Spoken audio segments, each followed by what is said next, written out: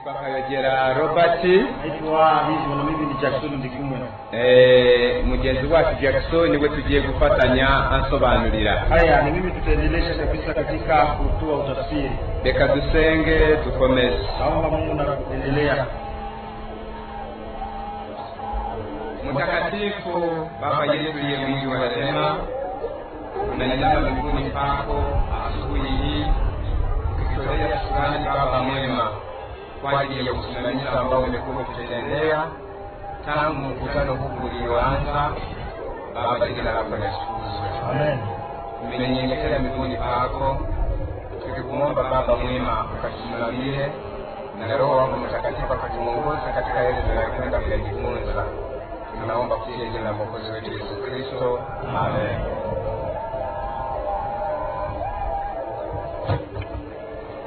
Reka dukomeze.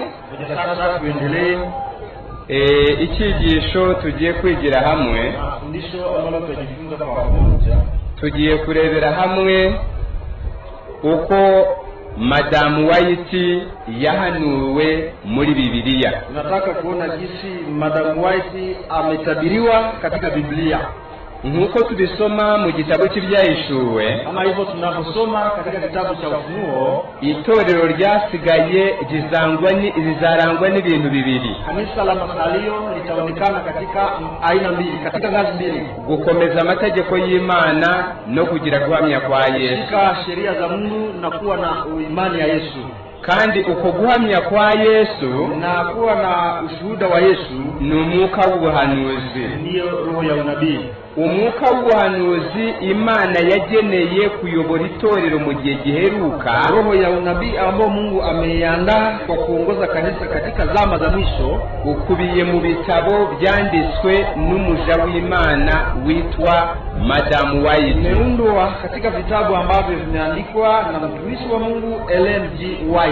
Abantu benshi bakunda kwibaza, watu wengi huwa wakijiuliza kwa kwamba batese uwo muhanuzi ninde, kujiuliza kwamba huyo nabii ni nani. Ese muri Biblia asomwa he? Wanasema kwamba katika Biblia anasomwa wapi? Ese bitabo yanditswe twabyizera dute? Wanajiuliza, je, vitabu ameviandika tutaviamini namna gani?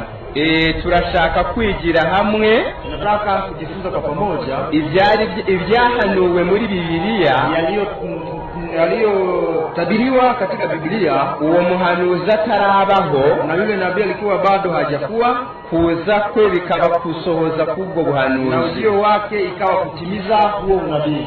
Ibyo nibyo tugiye kwiga. Hiyo ndiyo tutakayojifunza kwa pamoja.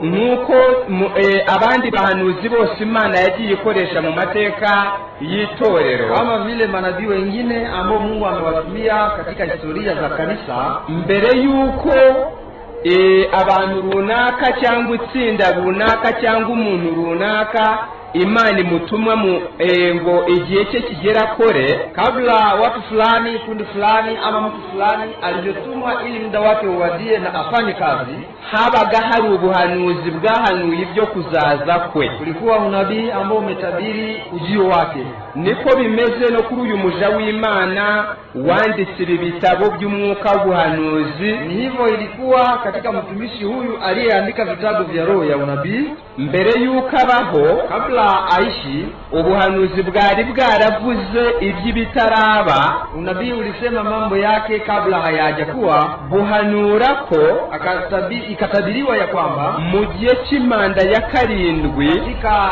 baragumu ya 7, Imana izohereza umuhanuzi mu isi. Mungu atatuma nabii duniani. Ubwo buhanuzi nibwo turi buze kuza kureba mu buryo burambuye. Huyo unabii ndio ambao tutauchunguza katika urefu.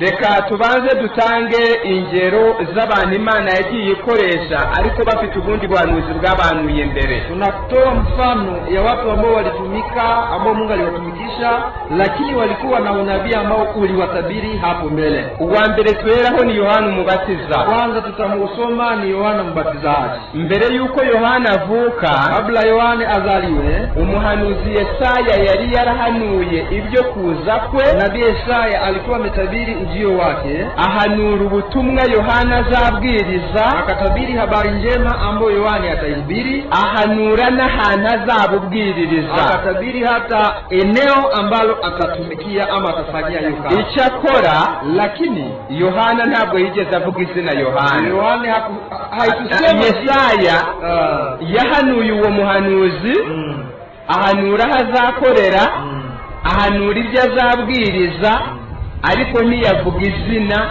uko azaba yitwa. Kwamba Isaya alitabiri nabii na mahali atatumikia na kazi yake, lakini hakutaja jina. Iyo aza kuza yitwa Karangwa, angekuja na jina fulani, ariko akaza mu gihe cyahanuwe ko Yohana azazira, lakini atakuja katika wakati ambapo umeamriwa kwamba Yohana ataonekana, akabwiriza ibyo Yesaya yahanuye yuko azabwiriza, na kuhubiri ujumbe ambao Yohana ametabiri ya kwamba utahubiriwa katika hizo siku. Akaduka mu gihe cha Yesaya yahanuye, anaonekana katika miaka ambayo Yesaya ameitabiri. Nanone akabwiririza aho Yesaya yahanuye uwo mwanuzi yagombaga kubwiririza. Anahubiria mahali Yesaya ametabiri kwamba huyo nabii akikuja atahubiria nafasi fulani. Mbese izina rye ryagombaga gutuma atavuga ukuri? Je, jina lake lingeacha anakuwa haiko wa kweli? Kuko na Yesaya ntabwo yari yaravuze izina ry'uwo mwanuzi, kwa sababu na Yesaya hakusema jina la nabii huyo. Ngaho reka dusome Yohana igice cya mbere umurongo wa 19. Ngoja tuchukue kitabu cha Yohana sura ya kwanza mstari wa 9. Yohana igice cya mbere umurongo ni wa 19, turasoma tugeze kwa 23. Haya ni 1:19 mpaka 23. Ibi nibyo Yohana yahamije ubwo abayuda bamutumagaho abatambyi n'abarewi bavanywe i Yerusalemu no kumubaza baturinde. Nuko ntiyabahisha ukuri, ahubwo araberurira ati sige Kristo. Nuko baramubaza bati tubwire, uri Eliya? Nawe ati sindiwe. Baramubaza bati uri wa muhanuzi? Arabasubiza toya. Baramubaza bati none se urinde ngo dusubize abadutumye, wowe wiyita nde? 23. Ati ndijwi ry'urangurura mu butayu ngo nimugorore inzira y'Uwiteka nk'uko umuhanuzi Yesaya yabivuze. Amen. Reka mwene data somera Igiswahili. Ngoja nisome kwanza mstari wa 19. Na huu ndio ushauri wake Yohane Wayahudi walipotuma kwake makuhani na Walawi kutoka Yerusalema ili wamuulize, wewe unani? Naye alikiri wala hakukana. Alikiri kwamba mimi siye Kristo. Wakamuuliza, ni nini basi? Eliya wewe? Akasema mimi siye. Wewe unabii yule? Akajibu la. 22. Basi wakamwambia, unani?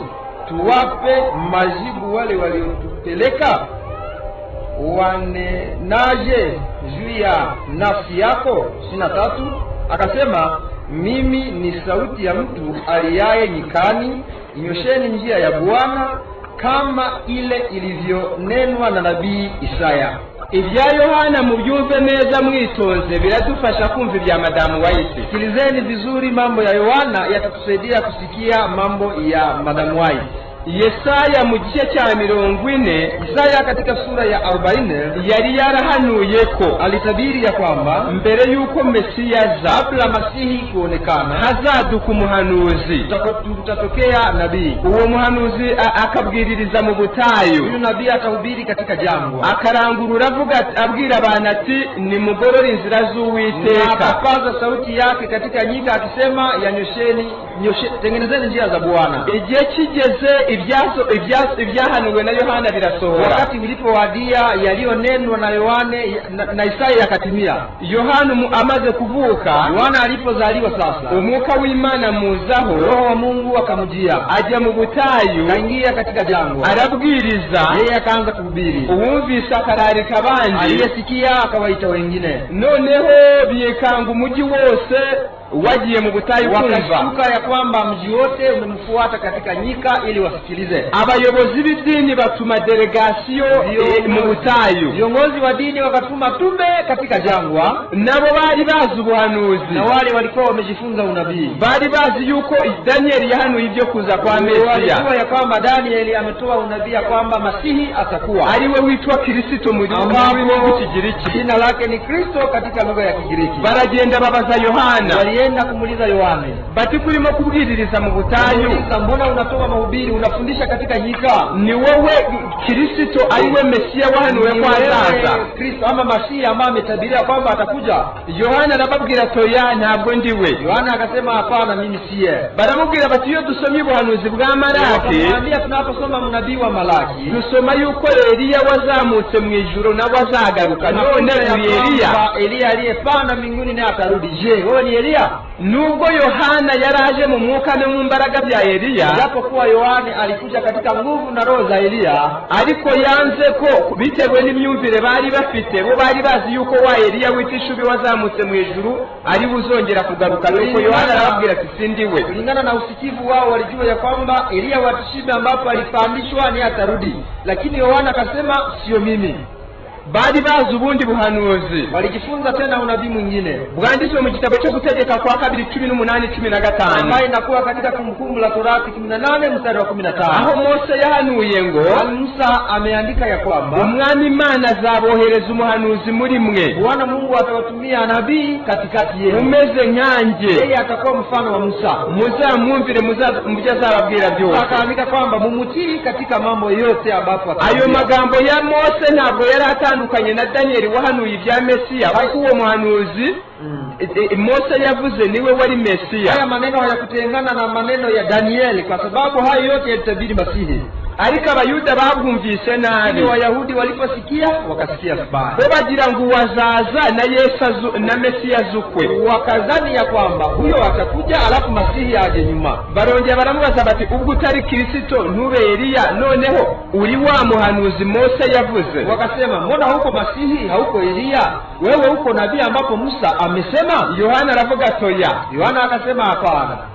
Baramubaza bati, wakamuuliza no ngaho tubwire, sasa utuambie, ubwo utari umwe muri abo batatu, mbona wewe hauko miongoni mwa hao watatu, ubwo kuza kwawe atari ugusohoza bumwe muri ubwo buhanuzi butatu, na ujio wako sio kukamilisha unabii katika hao watumishi watatu ambao wametolewa? wewe urinde wiyita nde? Amuuliza wewe ni nani, unakuja ukijiita nani? Reka mbabaze, yani waulize sasa. Yohana ntabwo yabasubize ngo nitwa Yohana. Yohana hakuambia kwamba mimi naitika kwa jina la Yohane, ahubwo yababwiye ubuhanuzi bwahanuye ibyo akora. Aliwaambia unabii ambao umetabiri mambo ambapo wanayafanya. Arababwira ati, waambie ya kwamba jewe ndijwi ry'urangurura mu butayu nk'uko umuhanuzi Yesaya yabivuze. Mimi ni sauti ya mtu aliye nyikani kama vile amenena nabii Isaya. Muri magufi yarababwiye ngo, kwa machache alikuwa amewaambia ya kwamba kwaduka kwanje, kuonekana kwangu no kwigisha kwanje na kufundisha kwangu ntabwo ari je wabyihimbiye kwamba mimi nime ambapo nimebuni, ahubwo ibintu gusohora kw'ibyo umuhanuzi Yesaya yavuze, lakini ni utimilifu wa unabii wa Isaya. Ni nkaho yakababajije, nikana kwamba angewauliza ati niba mushidikanya ibyo kuza kwanje, niba munashakia ujio wangu, none ibyo Yesaya yavuze by'ijwi ry'urangurura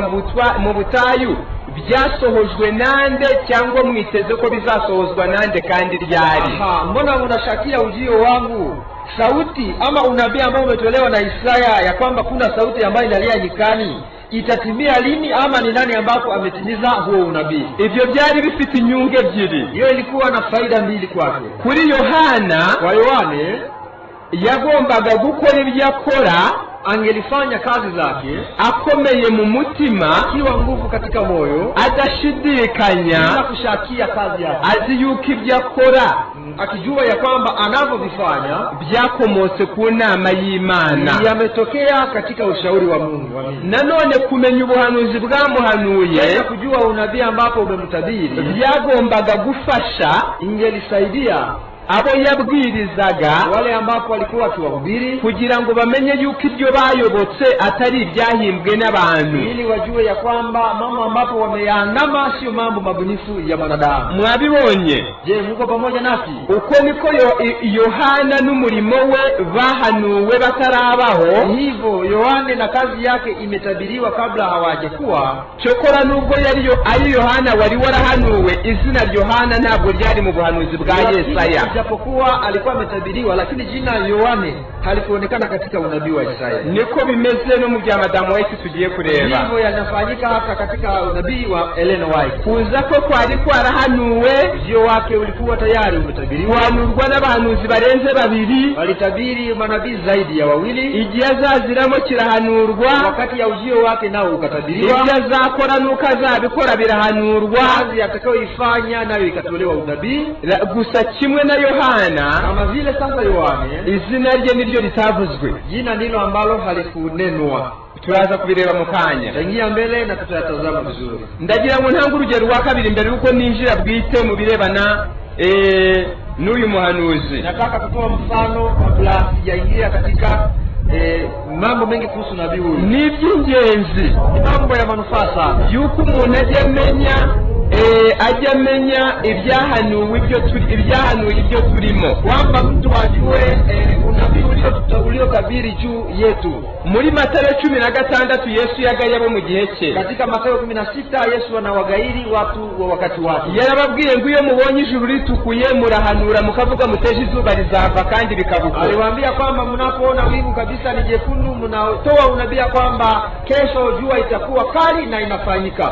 Ati niyo mubonye ijuru ari umuvumbi hariho n'umuyaga muravuga muti haragwa imvura kandi kagwa koko. Na wanasema ya kwamba mnapoona kabisa mawingu yanafungamana, mnasema kama kesho mvua itanyesha na inafanyika. Ababaye mu mutima Yesu arababwiye ati mwabigiye kibe mwi. Katika huzuni nyingi ya Yesu akawaambia, enyi watu wa kizazi kibaya, ko muzi kugenzura ijuru n'ibimenyetso biriranga, kubera iki munanirwa kugenzura iby'iki gihe? Akawaambia, mbona mnajua kuchunguza mambo ya mbingu na dunia, kwa nini hamuwezi kuchunguza mambo ya siku hizi?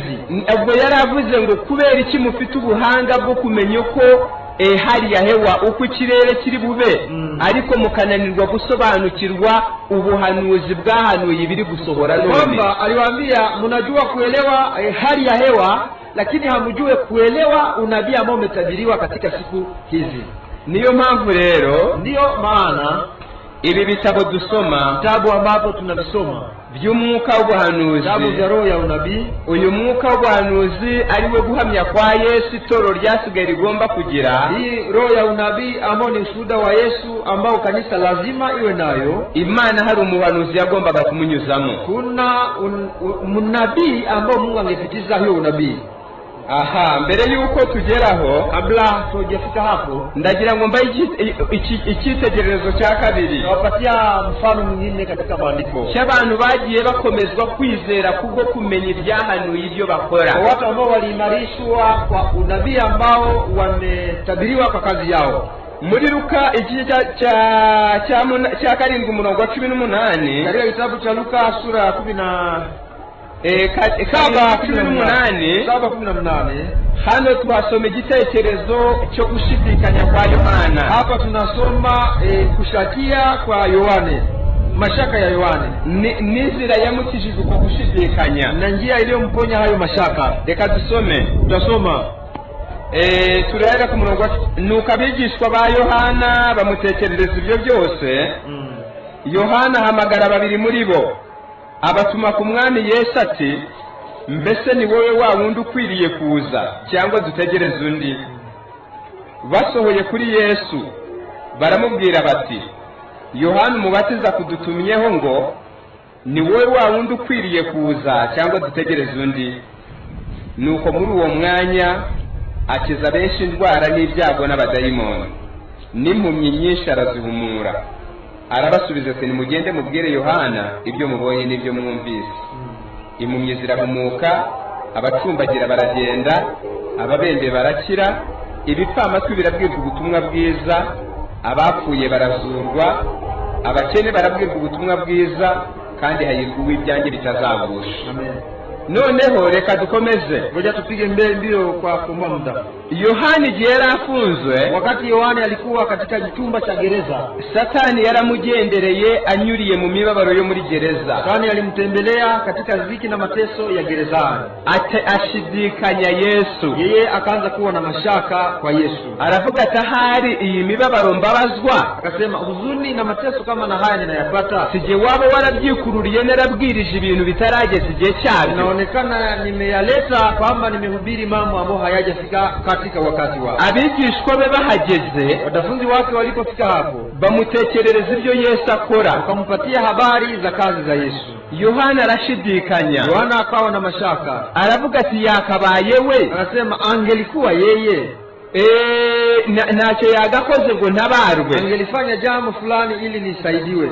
Arangije atuma babiri mu bigishwa be, Nafu akawatuma watumishi wawili katikati ya wanafunzi wake, ati nimugende mumumbarize muti ni wowe wa wundi ukwiriye kuza Yohana yabwirije cyangwa dutegereze undi? Je, ni wewe ambapo unastahili kuja ambao Yohana amehubiri, ama tumtazamie ama tumngoje mwingine? Iryo shidikanya rya Yohana ryagombaga kumarwa n'iki? Hayo mashaka ya Yohana yangemalizwa sasa na nini? Yesu yari afite ihame ryanditswe muri Yohana 5:31. Yesu alikuwa na msingi ambao umeandikwa katika Yohana 5:31, ngo wihamye ubwe ibyo yihamya biba atari ukuri.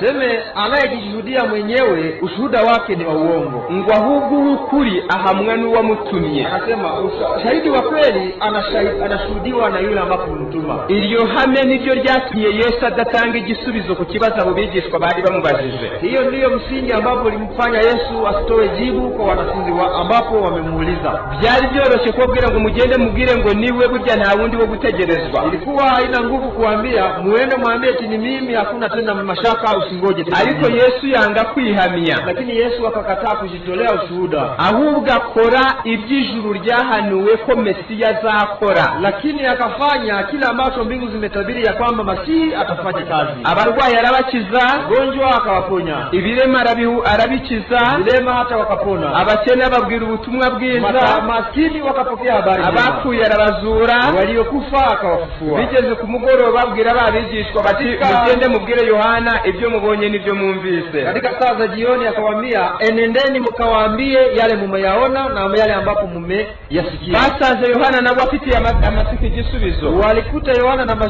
ana shauku kubwa ya kusikia jibu la Yesu. Baramubwira bati twamubaje mu gitondo burinze bugoroba ntacyo dusubije. Akasema tulimuuliza asubuhi mpaka sasa jioni haya tupatia jibu.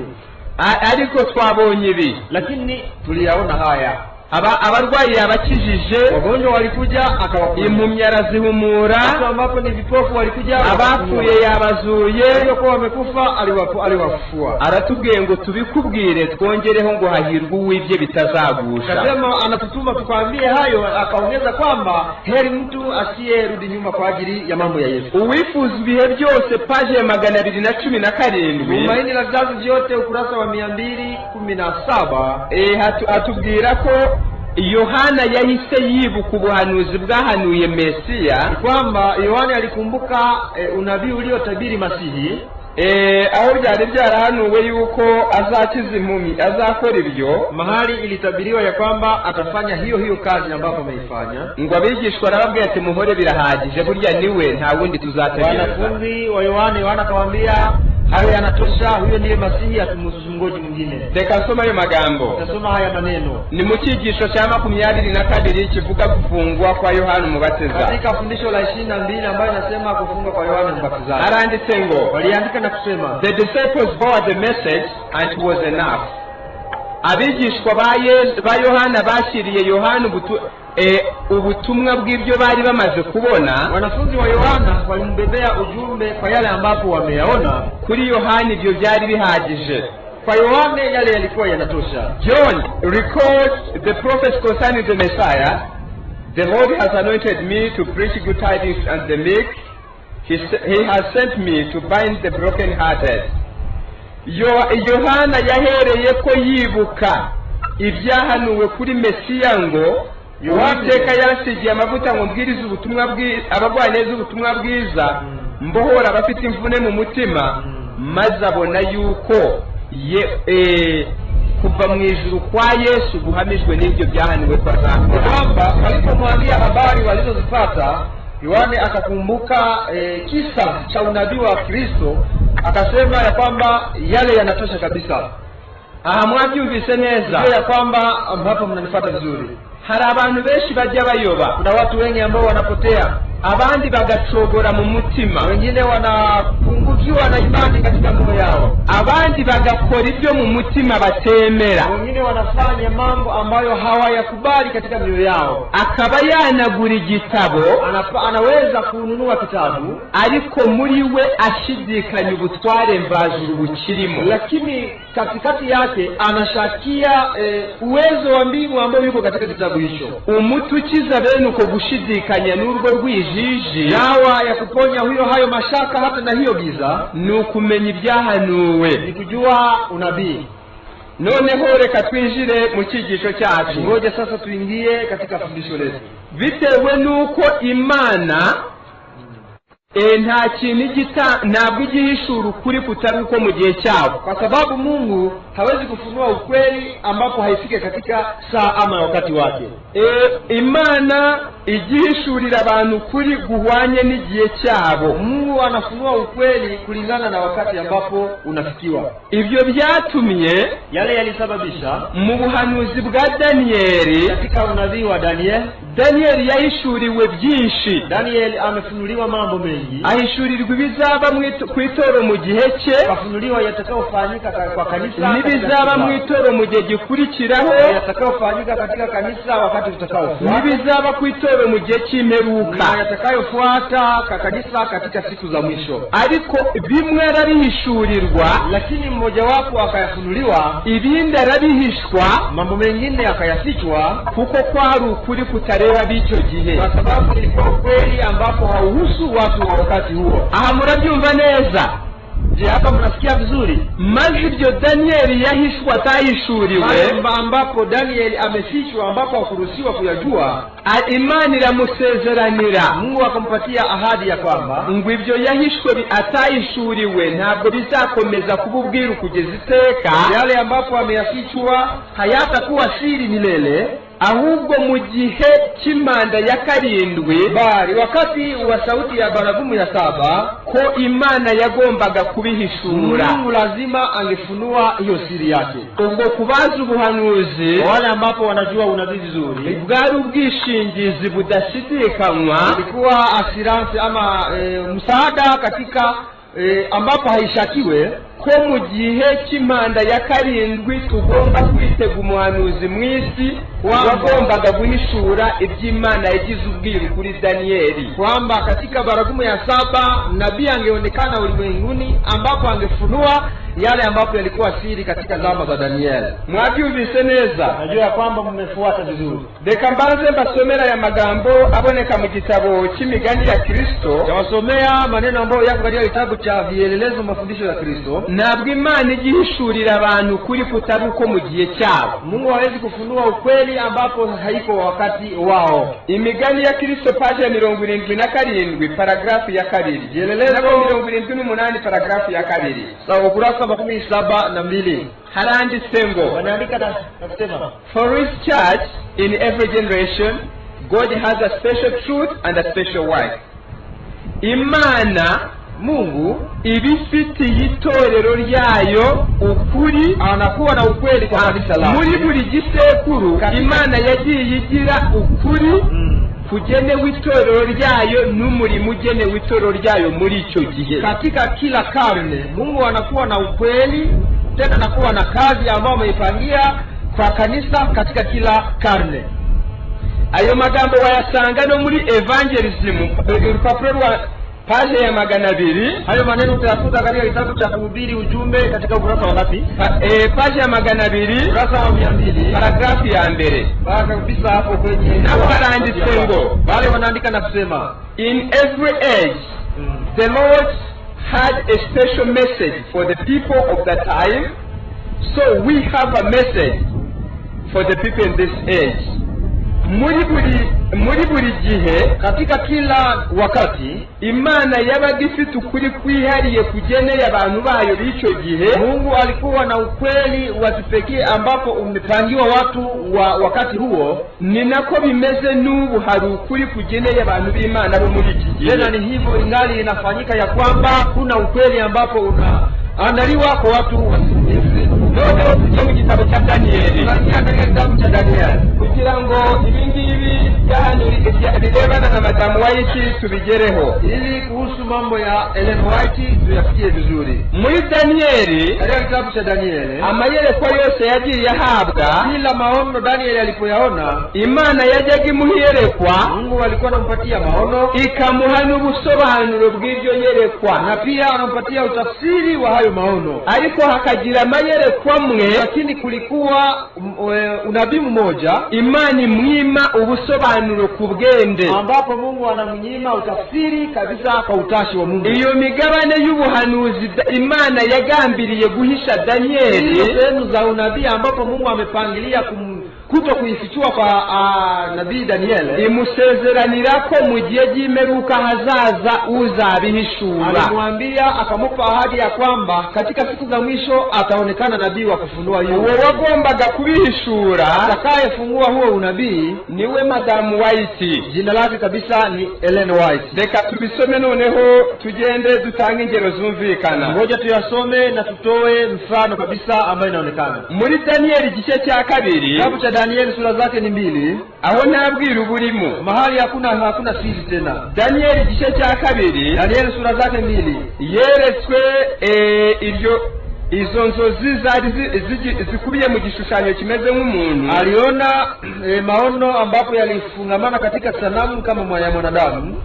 Muri Danieli igice cya kabiri, iyerekwa rirebana n'izo nzozi, sura yake ya 2, maono kufuatana na hizo njozi.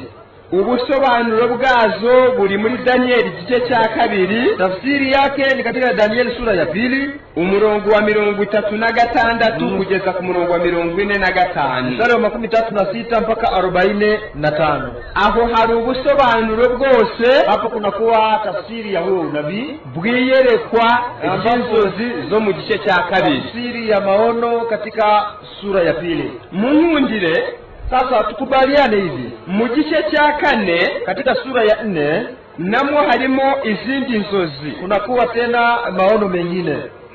Mu gice cya 4 umurongo wa mbere kugeza ku murongo wa 15, sura ya 4 mstari wa kwanza mpaka mstari wa 15, naho hari izindi nzozi zari zarebaga iteka rizacirwa ku mwami w'i Babuloni. Unakuwa maono kufuatana na hukumu ambayo ingekuwa kwa mfalme wa Babeli. Muri icyo gice cya 4 ku murongo wa 16, katika sura ya 4 mstari wa 16,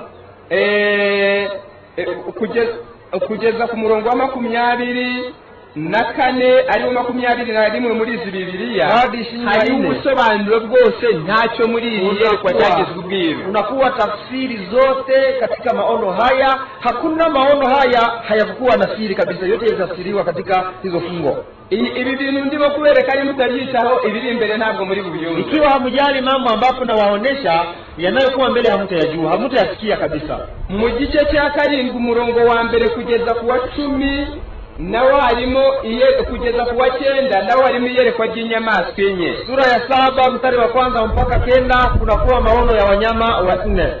Muri icyo gice cya 7 uhereye ku murongo wa 15 ukageza ku wa 25 hariho ubusobanuro bw'iryo yerekwa. Katika sura ya 7 mstari wa 15 mpaka 24 kunakuwa utafsiri wa hayo maono. Nimureba yuko amayerekwa Imana yahaga Danieli, Imana yamusobanuriraga. Muone ya kwamba katika maono Danieli anayoyapata hata anaona hata utafsiri wa maono hayo. Noneho tugiye kureba amayerekwa yagize ubwiru. Tunataka yaangalia maono ambapo Mungu hakupenda kabisa Danieli ayaelewe, kuko kwari ukuri kutagenewe ab'icyo gihe, kwa sababu ilikuwa ukweli lakini sio wazama za Danieli. Aho turi kumwe.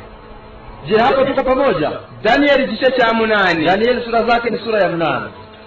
Muri Danieli igice cya 8, katika kitabu cha Danieli sura ya 8, umurongo wa mbere kugeza ku murongo wa 14, mstari wa kwanza mpaka mstari wa 14, harimo iyerekwa Danieli yabonye. Kuna maono ambapo Danieli aliyaona. Iryo yerekwa, hayo maono, malaika yamusobanuriye umugabane umwe w'iryo yerekwa, undi mugabane arawuhisha. Malaika alimtafsiria sehemu moja ya hayo maono, nyingine yakaifanya siri. Murabyumva neza? Je, tuko pamoja wa ndugu? Kuva ku murongo wa mbere kugeza ku murongo wa 12, mstari wa kwanza hadi mstari wa 12, malaika yarabimusobanuriye n'ubusobanuro buri ku murongo wa 15 malaika kugeza ku murongo wa 25. Malaika mtafsiria na mtafsiri yako kwenye mstari wa 12 hadi mstari wa 15. Ari ku murongo wa 13 n'uwa 14, lakini mstari wa 13 hadi na 14 malaika arabimuhisha, anamubwira ko abimuhishe. Malaika akaifanya siri, akamwambia kwamba amemficha hayo maono. Ngaho reka dusome Danieli 8. Ngoja sasa tusome Danieli sura ya 8.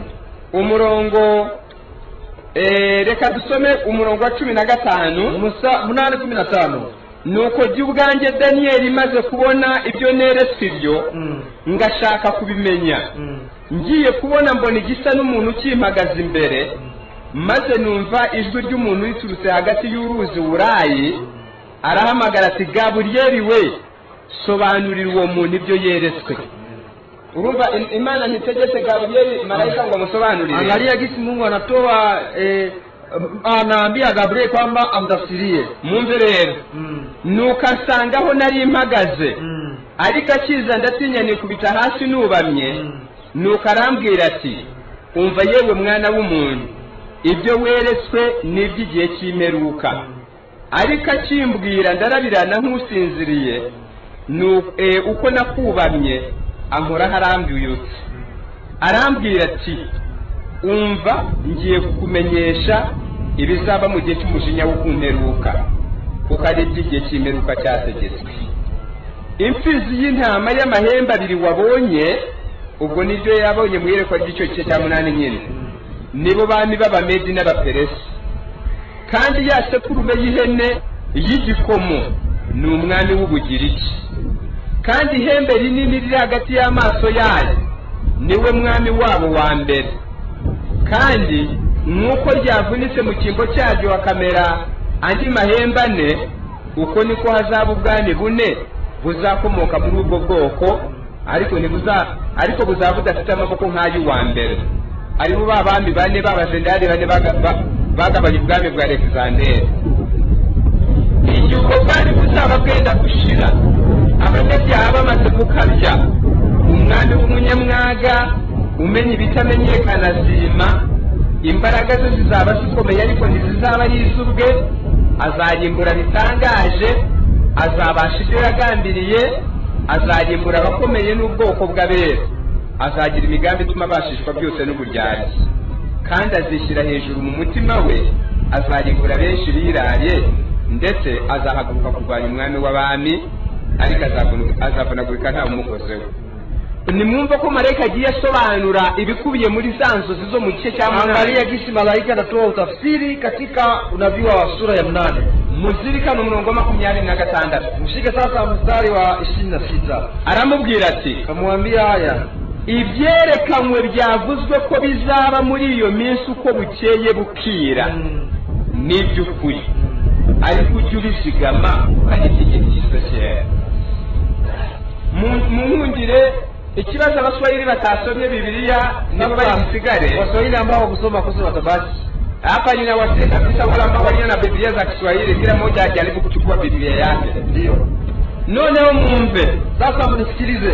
Malaika Gabriel bitegetswe n'Imana. Malaika Gabriel alipoamriwa na Mungu yasobanuriye Daniel akantu ku kandi, alitoa unabii jambo kwa jambo katika unabii kibikubiye mu nzozi zo mu gice cya 8 umurongo wa mbere kugeza ku wa 12, mambo ambayo yamefungamana katika sura ya 8 mstari wa 1 hadi 12, ariko umurongo wa 13 n'uwa 14, lakini mstari wa 13 na wa 14 uvuga ngo bizamara iminsi 2,200 magana atatu ko bukeye bukirenya mu buturo bwera bumeze ambapo unabii unasema itafanya siku 2300 asubuhi na magharibi hata hema takatifu itatakaswa. Malaika ageze kuri iyo ngingo arifata, hiyo akaacha kutoka. Abwira Danieli ku murongo wa 26, akamwambia Danieli kwa mstari wa 26, aramubwira ngo ibyerekanwe byavuzwe ko bizaba muri iyo minsi uko bukeye bukira ni by'ukuri. Akamwambia yaliyoonyeshwa kwamba yatafanyika katika hizo siku usiku na mchana ni maneno ya kweli, atari kuzajya ubizigama lakini igihe gishize byari yafanye yawe siri kwamba ni ya wakati utakao kuja. Aho nureba ko hari umugabane w'ubuhanuzi Imana igize ubwiru kuko itagihishura bitarageza igihe cyaryo. Hapo kuna kuwa sehemu ya unabii ambapo Mungu anaufunga kwa sababu hakuna siri kwake. Reka dukomeze, ngoja sasa tuendelee. Kuko kwari ukuri kutarageza igihe cyako, kwa sababu ilikuwa kweli ambapo haijafika katika wakati wake. Nubwo ibindi malaika yarabisobanuye umurongo ku wundi, japokuwa mambo mengine yametolewa utafsiri shairi kwa shairi, ariko yageze kurebya aramubwira ati nabyo ni iby'ukuri. Alipofikia hapo akasema kwamba hayo mambo nayo ni ya kweli, atari ko byuzajya ubizigama kuko n'iby'igihe gishize ryari.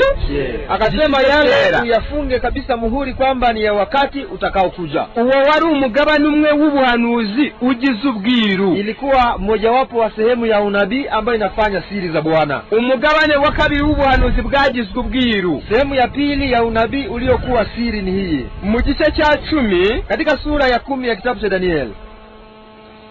Muri Daniel igice cya 10, Daniel sura zake ni 10.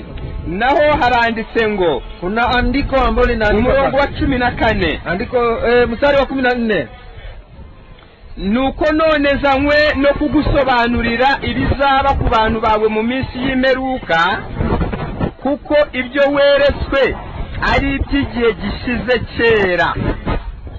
Ukuri kurebana n'amayerekwa Danieli yarabonye, ukweli kufuatana na maono ambapo Danieli alikuwa ameyaona, hari iby'Imana yamusobanuriraga akantu ku kandi kuko kwari ukuri kureba bo mu ngoma zari icyo gihe. Kuna vile ambapo Danieli aliwatafsiria kwamba sababu ilikuwa ukweli wa zama ambazo walikuwa wanaziishi, ariko hari n'ibindi yamubwiye ngo byo nibyo mu gihe gishize ryari.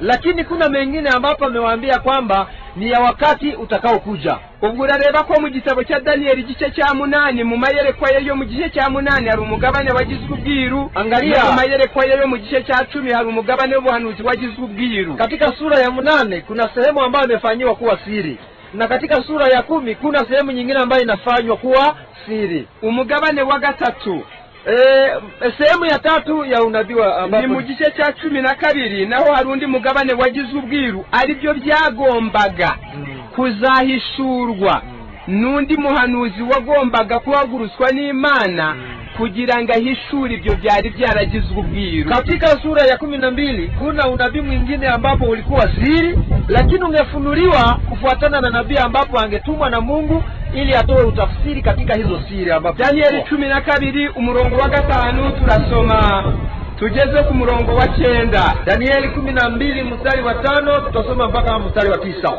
Haranditse ngo, waliandika hili neno, nuko jewe Danieli nditegereza, mbona abandi bagabo babiri bahagaze, umwe ku nkombe yo hakuno y'uruzi, undi ku yo hakurya. Umwe abaza wa mugabo wari wambaye umwenda w'igitare wari hejuru y'amazi y'urwo ruzi ati, ibyo bitangaza bizagarukira he? Mbona wa mugabo wari wambaye umwenda w'igitare wari hejuru y'amazi y'uruzi atunga ukuboko kw'iburyo n'ukw'ibumoso kw'ijuru, nuko numva arahirihoraho iteka ryose ngo bizamara igihe n'ibihe n'igice cy'igihe, kandi ati nibamara kumenagura imbaraga z'abera ibyo byose bizahira ko birangire. Ndabyumva ariko sinabimenya. Uko nuko umuhanuzi avuga. Hivi ndivyo nabii anasema, akaisikia lakini ndabyumva ariko sinabimenya.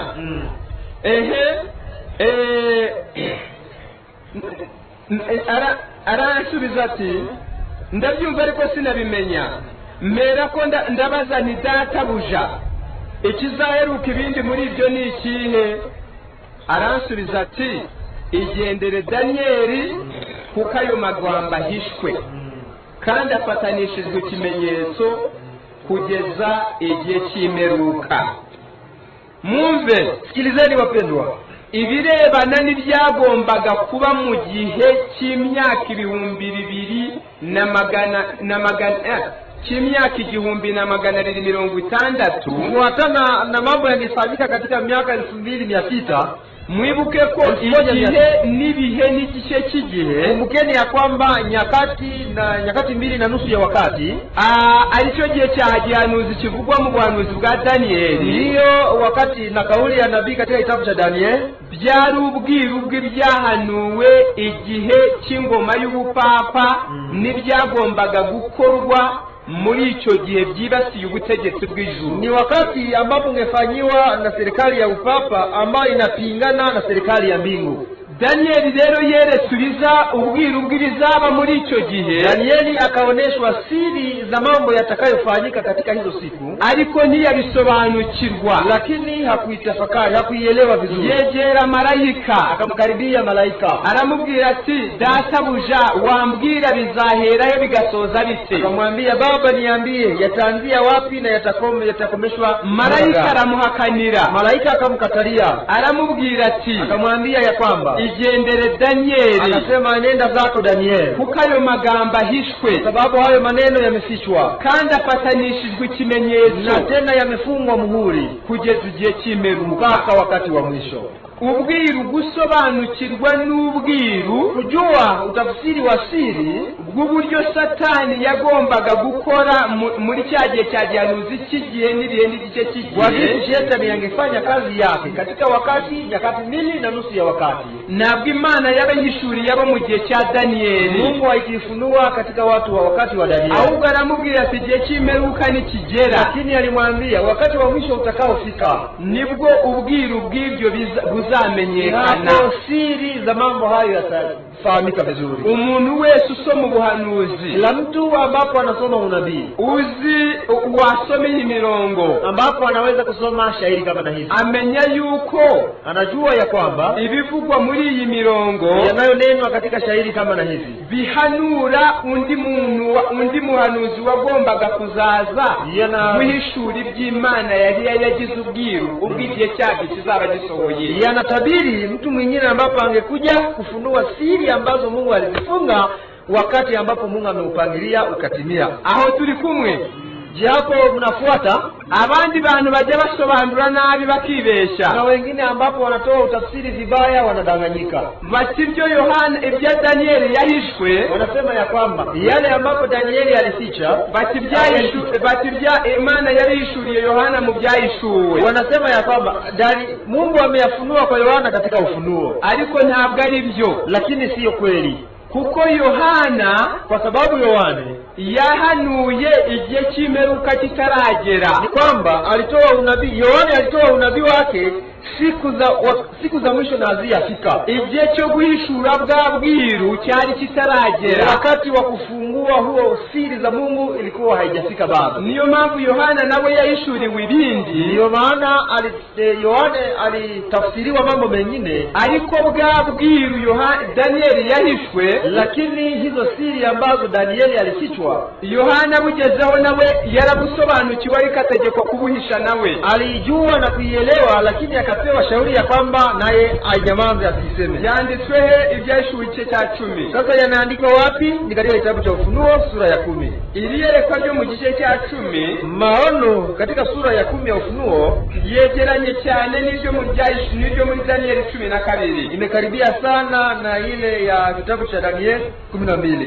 Nyabuneka hano tujane, sikilizeni wapendwa, tuende pamoja. Haranditse ngo, waliandika na kusema, mbona malaika wundi ukomeye amanuka ava mu ijuru, yambaye umukororombya, yambaye igicu, umukororombya uri ku mutwe we, mu maso he hasa n'izuba, ibirenge bye bisa n'inkingi z'umuriro, mu ntoki ze yari afite agatabo kabumbutse, nuko ashyira ikirenge cye cy'iburyo ku nyanja, n'icy'ibumoso agishyira ku butaka, arangurura ijwi rirenga nk'uko intare yivuga. Avuze iryo jwi rirenga, guhinda kurindwi kw'inkuba kuvuza amajwi yako. Mwumve ibyuko guhinda kurindwi kw'inkuba kwavugije ubwiru nibyo byarimo guhishukirwa ubwiru bwa bya bindi bizaba muri ya myaka 1260 ariyo gihe n'ibihe n'igice cy'igihe ubwiru bw'ibyagombaga kubera. Kwamba katika ngurumo 7 za baragumu za radi ni hapo kulikuwa siri ambazo zingeonekana katika wakati nyakati 2.5 ya wakati. Ubwiru bw'ibyagombaga gukorerwa muri icyo gihe cya gihanuzi bwagombaga guhishurirwa. Siri ambazo zingefanyika katika unabii zingefunuliwa hapo. Ngaho reka dukomeze. Ngoja sasa tuendelee. Kandi guhinda kurindwi kw'inkuba kumaze kuvuga nari ngiye kwandika.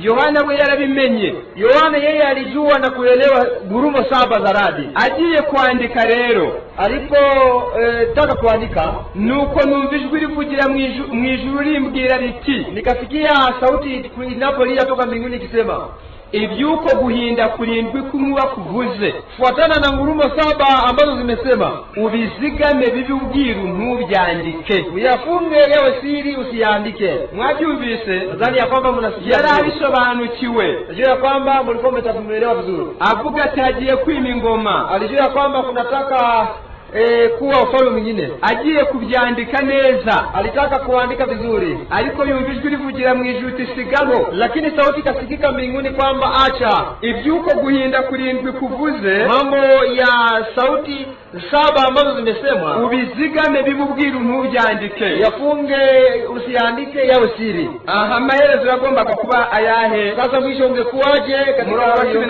Murongo wa 5. Marayika nabonye ahagaze ku nyanja no kubutaka amanika ukuboko kwe kw'iburyo n'ukw'ibumoso, ukuboko kw'iburyo mu ijuru, agutunga mu ijuru arahiriho iteka ryose yaremye isi n'ibiyirimo n'inyanja n'ibiyirimo, ati ntiyazabaho igihe ukundi, ahubwo mu minsi y'ijwi rya marayika wa 7 ubwo azatangira kuvuza impanda, niko ubwiru bw'Imana buzaba busohoye nk'uko yabibwiye imbata zayo arizo bahanuzi. Amen. Mwabyumvise neza? Najua kwamba mnasikia vizuri. Bya bindi Danieli yashatse kumenya kabihisha, yale mambo ambapo Danieli ametaka kuyaelewa akayafishwa, Yohana yabimenya agashaka kubyandika kabibuzwa. Yohana alipoyaelewa akataka kuandika wakamkataza. Imana igashima ko bikomeza kububwira, Mungu akapendelea yaendelee kuwa siri. Yohana yarasezeraniwe ati, Yohana amepewa unabii agano la kwamba mu minsi y'ijwi rya marayika wa 7, katika siku za sauti ya malaika wa 7, ubwo azaba atangiye kuvuza impanda, wakati ataanza kupiga baragumu, nibwo igihe kizaba kigeze ngo ubwo bwiru buhishurwe. Ni wakati utakuwa umefika ya kwamba hizo siri zifunuliwe.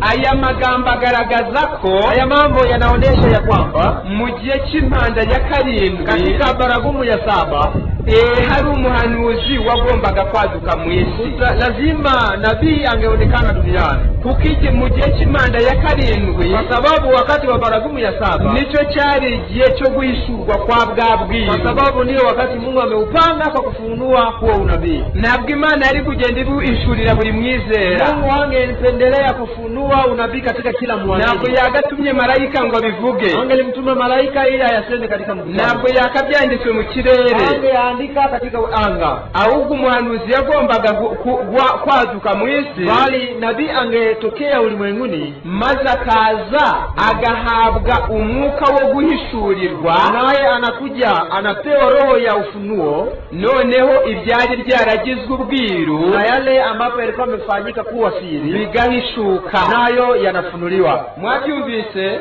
Je, mnasikia? Icyo gihe cyarageze rero mu mpanda ya 7, wakati uliwadia katika baragumu ya 7. Impanda ya 7 katika baragumu ya 7 yagombaga kugera, ambapo ingewadia ama kutimia, yagombaga kugera baragumu ilipotimia hiyo 7, nyuma y'imyaka 1260 yavuzwe mu buhanuzi, katika nyuma ya miaka 1216 ambapo ilisemwa katika unabii, na nyuma y'imyaka 2,200 yavuze muri Daniel 12 reka yisome. Na nyuma ya miaka ambapo ilisemwa katika kitabu cha Daniel 12 haranditse cyane waliandika na kusema muri Daniel 12 Daniel 12 mumve igihe impanda ya karindwi yagombaga kugera bara 17 ingetimia katika mwaka nyuma ya mwaka huu.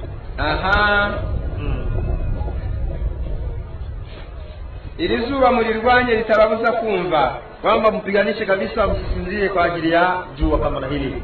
Daniel 12 umurongo wa 11 n'umurongo wa 12 Daniel mstari wa 11 aranditse ngo uhereye igihe igitambo gihoraho kizakurirwaho bagashyiraho ikizira cy'umurimbuzi hazacaho iminsi 1,290.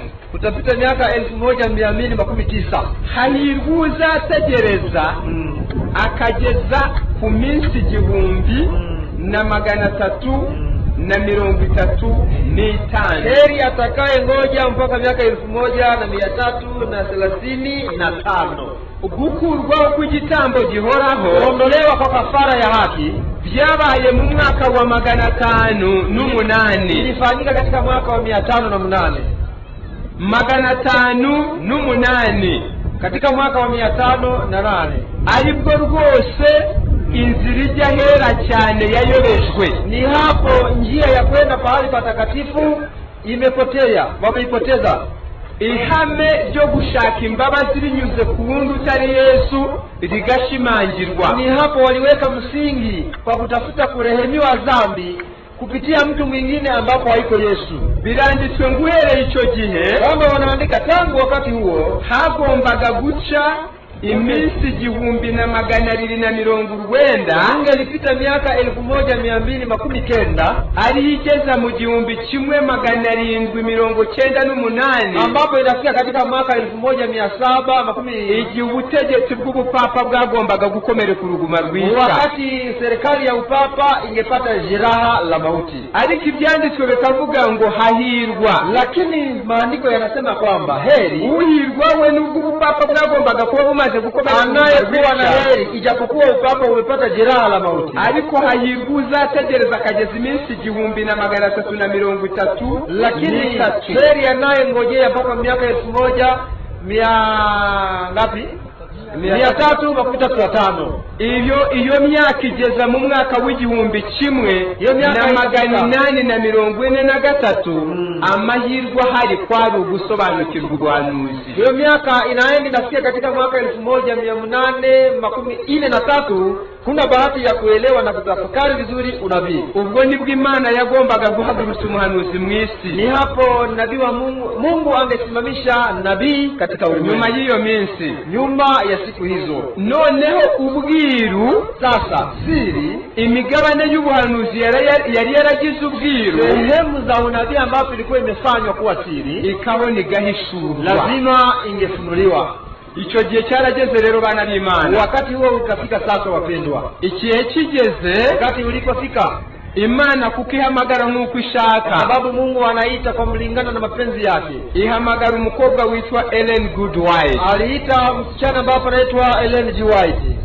Aza mu gihe cyahanuwe, alikuja katika miaka iliyotabiriwa, akora ibyahanuwe ko bizakorwa icyo gihe, alifanya yale ambapo yametabiriwa kwamba yatakuwa, bihamya ko ari umunyakuri, yakashuhudia ya kwamba ni wa kweli. Bihwanye neza n'ibya Yohana, yanafanana kweli kama vile mambo ya Yohana. Nubwo ubuhanuzi buvuga ijwi ry'urangurura mu butayu butavuze Yohana, ijapokuwa unabii unasema sauti ya mtu aliyanyikani haikusema jina ya Yohana, ariko Yohana yaze ari icyuzuzo cy'ibyo byahanuwe. Lakini Yohana alikuja akiwa kamilisho la unabii ambao niko no kuza kwa Madamu White byabaye. Vile vile ujio wa Ellen White ilifanyika. Umwuka w'Imana yamuze harahanura, Roho wa Mungu alikuja juu yake akatoa unabii kugira ngo ari icyuzuzo cy'ibyari byarasezeraniwe abandi bahanuzi, ili yawe kamilisho kwa ahadi ambazo zimetolewa kwa wanabii wengine, yuko mu gihe cy'impanda ya karindwi Imana izayishura ibyari byaragize ubwiru, ya kwamba katika bara 17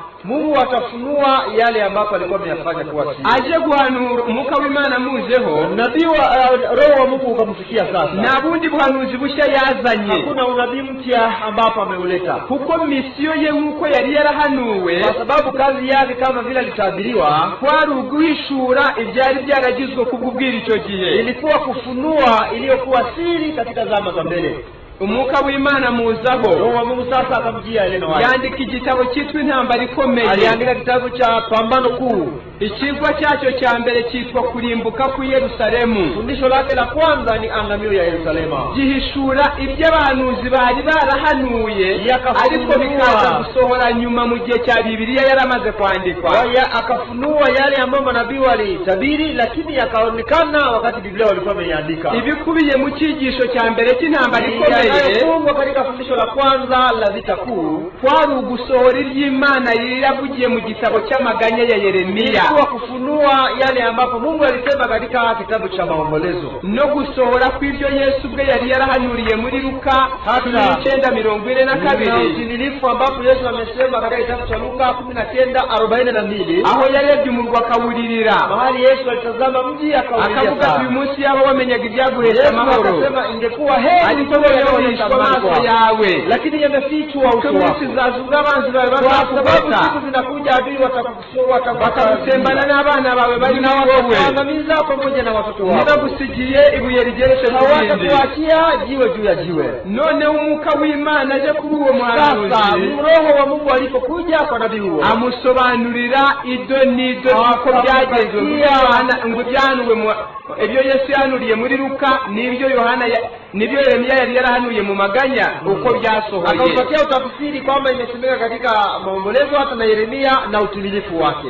Aha, ishapitire ya kabiri y'icyo gitabo, fundisho la pili la hicho kitabu yitwa Karengane mu binyejana bya mbere, inaitwa Mateso katika karne za mbele. Gisobanura ibyo Yesu yari yarahanuriye itorero uko byasohoye. Inatafsiri unabii wa Yesu kwa kanisa na gisi yalitimia. Aho Yesu yahanuye muri Yohana 15 ngo iminsi igiye kuza ubwo uzabisha wese azibwira ko akoreye Imana. Mahali Yesu alisema ya kwamba tazama siku zinakuja kwamba mtu atakayewaua atajani kwamba anafanya kazi nzuri. Aho yahanuye ati muzangwa n'amahanga yose muzira izina ryanjye. Aseme mahali Yesu alitabiri ya kwamba mtachukiwa na mataifa yote kwa ajili ya jina lake. Byahanuwe umwuka w'Imana hishuriwe uwo muja w'Imana uko byasohoye. Yale yalitabiriwa, lakini Roho wa Mungu akamfunulia nabii wa Mungu utimilifu wake. Chapitire ya gatatu yitwa Ubuhakanyi. Fundisho la tatu katika kitabu cha Pambano Kubwa kinaitwa ukanaji. Nuguhishurwa kw'ibyahanuwe mu Batesalonike, ni kufunuliwa kwa unabii ambao tumeandikwa katika kitabu cha Watesalonike, aho Paulo yari yarahanuye ibyo kuza k'umunyabugome. Mahali Paulo ametoa unabii kuhusu mtu mwenye wasi, na Danieli 7 ibya nyamaswe bya wa mwami uzavuga ibyo kugomera Imana. Katika Danieli 7 kulingana na mfalme atakapoonekana, ambapo akarenganya akarwanya bera bisumba byose, mfalme ambapo atapiganisha watakatifu wa aliye juu. None umwuka w'Imana ahishurira uwo muja w'Imana, nabii wa Mungu akatoa utafsiri kwa mtumishi wake ya kwamba ibyo Danieli yanuye mu gihe cya 7, yale ambapo Danieli ameyaona katika sura ya 7, ibyo Paulo nawe yagarutse mu gitabo cy'Abatesalonike uko byasohoye, yale ambapo Paulo ameyasema katika Watesalonike utimilifu wake. Uko niko kuza kuwo muja w'Imana kwasohoje neza ibyo Imana yari yarasezeraniye Yohana na Danieli ngo mu gihe cy'Imana ya 7 ububwirwa buzahishurwa. Hivi ndivyo utimilifu wa unabii ambapo Mungu alikuwa amesema ya kwamba katika baragumu ya 7 siri za Mungu zitafunuliwa. Ni hivyo ilitimia. Aha, umuntu yavuga ati none se iryo zina Ellen White ryo ko litari muri Biblia? Sasa mtu anajiuliza, mbona hilo jina Ellen White haliandikwe katika Biblia? Ni rya Yohana ryaje Maruko yamaze kuvuka, ariko mu buhanuzi bwa muhanuzi ni jina la Yohana lilikuja tayari akiwa ameanza kazi, lakini katika unabii ule mtabiri hakuwa na jina.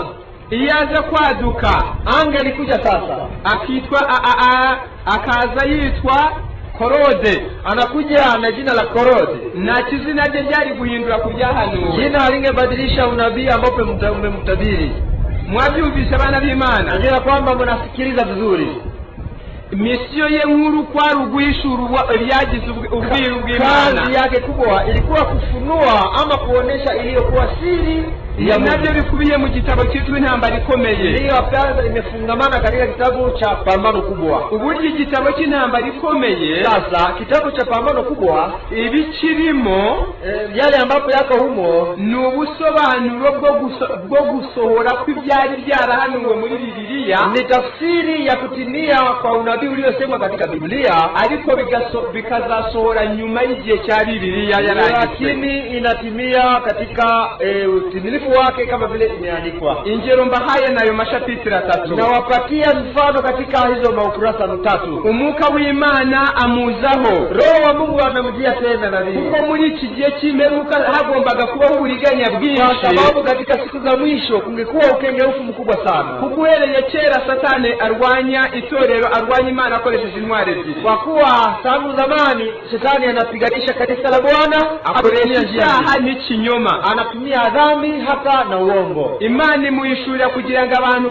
itorero ryasigaye rigire guhamya kwa Yesu ari wo mwuka w'ubuhanuzi. Mungu akamfunulia ya kwamba lazima watu wawe na ushuhuda wa Yesu, yaani roho ya unabii. Uwo mwuka w'ubuhanuzi wagombaga kuba ari umucyo utuma abantu bumva Bibiliya. Roho ya unabii ingelikuwa nuru itawasaidia watu kusikia mafungu ya Biblia. Yandika igitabo cyitwa Intambara nako abakurambere n'abahanuzi. Akaandika kitabu ambacho kinaitwa Mababu na Manabii. Icyo gisobanura Bibiliya uhereye mu gitabo cy'Itangiriro kugeza ku iherezo ry'ingoma ya Dawidi ari mu rwa 2 rwa Samueli. Ni kwamba inatafsiri Biblia tangu mwanzo mpaka karne za utawala wa Daniel.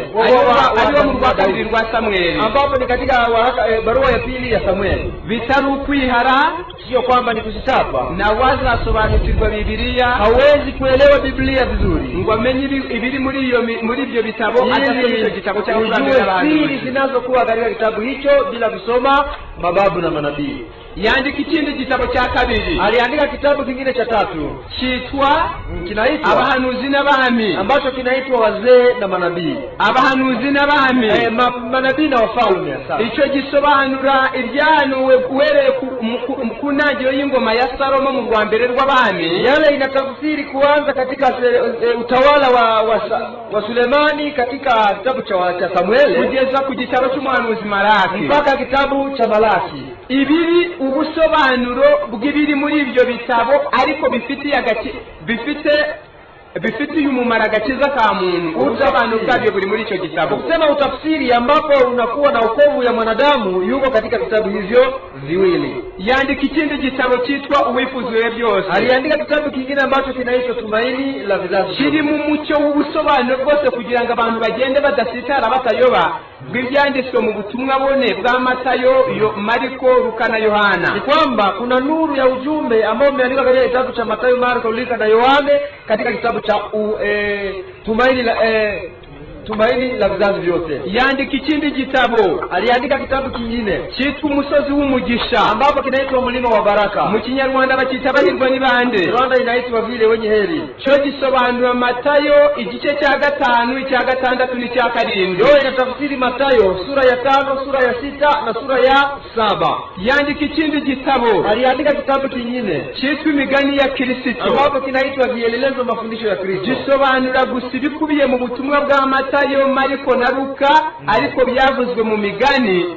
Nta n'uwaza yagira amenye iyo migani adasomye icyo gitabo. Kwamba inatafsiri Matayo, Marko, Luka, kila neno lililosemwa huko la siri linatafsiriwa katika hicho kitabu. Yandika ikindi gitabo cyitwa Ibyakozwe n'Intumwa. Aliandika kitabu kingine kinaitwa Matendo ya Mitume. Gisobanura amateka y'imirimo y'intumwa ikubiye mu gitabo nyine cyitwa Ibyakozwe n'Intumwa. Inatafsiri kazi za mitume na kinayobaga katika kitabu cha Matendo ya Mitume. N'inyandiko zose za Paulo n'izindi ntumwa kugeza ku byahishuriwe. Na kila barua za Paulo na mitume mwingine mpaka kitabu cha Ufunuo. Ibyo bitabo nibyo byitwa umwuka w'ubuhanuzi. Hivyo vitabu vinaitwa roho ya unabii. Umwuka w'Imana yabitangiye kugira ngo Mungu ametoa hivyo vitabu ili uzabisoma, atakayesoma vitabu hivyo ye kugira ubundi bwiru bwa Bibiliya hishwa, asiwe tena katika giza kufuatana na siri za Biblia. Kuko misiyo ye kwari uguhishura ubwiru bw'Imana, kwa sababu kazi yake ilikuwa kufunua siri za Mungu. Mwabyumvise Je, mnasikia? uko niko ubuhanuzi bwari bwarahanuye bitaraba. Hivyo ndivyo unabii ulitabiriwa kabla mambo hayajakuwa. Hirya y'ibyo bitabo, Mbali na vitabu hivyo, hari ibindi bitwa ibihamya. kuna vitabu vingine vinaitwa mashuhuda. Ibyo birimo amayerekwa, Vile vitabu vina maono ay'Imana yamwerekaga areba abantu ku giti cyabo, ambapo Mungu alimuonesha akiona watu kwa upekee, cyangwa areba itorero mu gihe